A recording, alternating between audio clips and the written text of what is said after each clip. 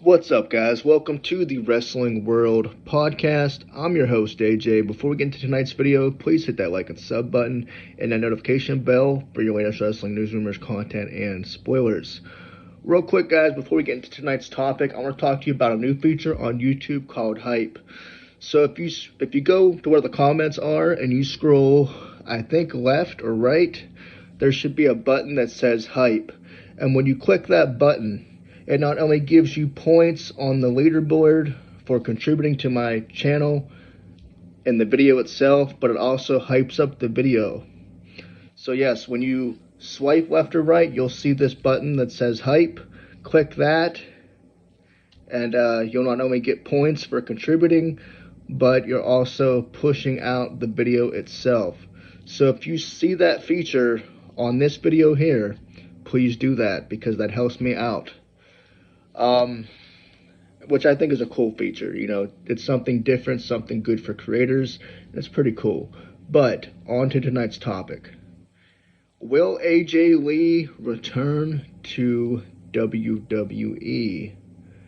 Now, this may have already been spoiled by WWEshop.com, as I guess they're planning some new merchandise ahead of her return at WrestlePalooza when WWE goes to ESPN Plus here this month.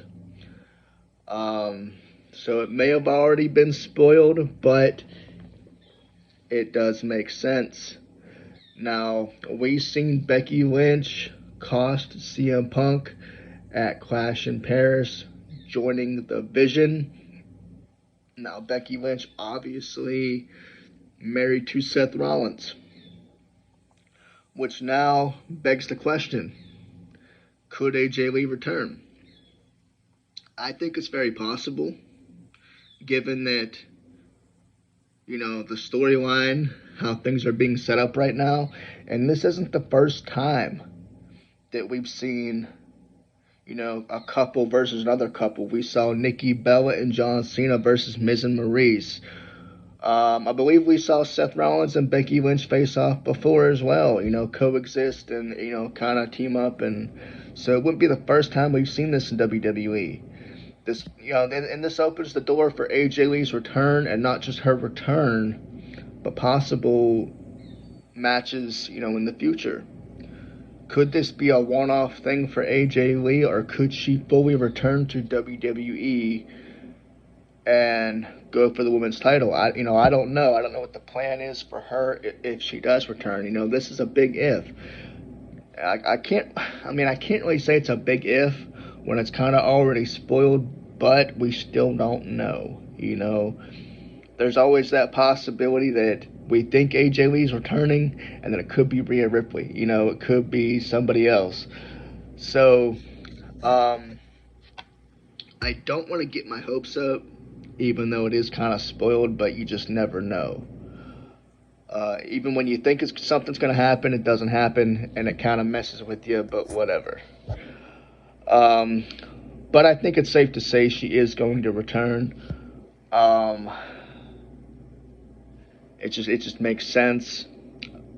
And, you know, I don't think WWE Shop is going to tease something that's not going to happen, especially with WWE going to ESPN Plus in September. They're going to want some shockers here. They're going to want some surprise returns. They're going to want to set up some big matches here. So, say they have Seth Rollins and Becky Lynch versus CM Punk and a surprise partner. They keep that hidden until the event in September. And then it is revealed at that event that it is AJ Lee. Now, WWE doing this makes people want to buy into ESPN Plus. People are going to subscribe to ESPN Plus because they want to see, okay, will AJ Lee return to WWE finally? Will she be at WrestlePalooza? So that anticipation right there is enough to make people want to buy in and subscribe. Even though many people said they won't do it, they may just as well. Now, me, myself, I don't plan on doing it.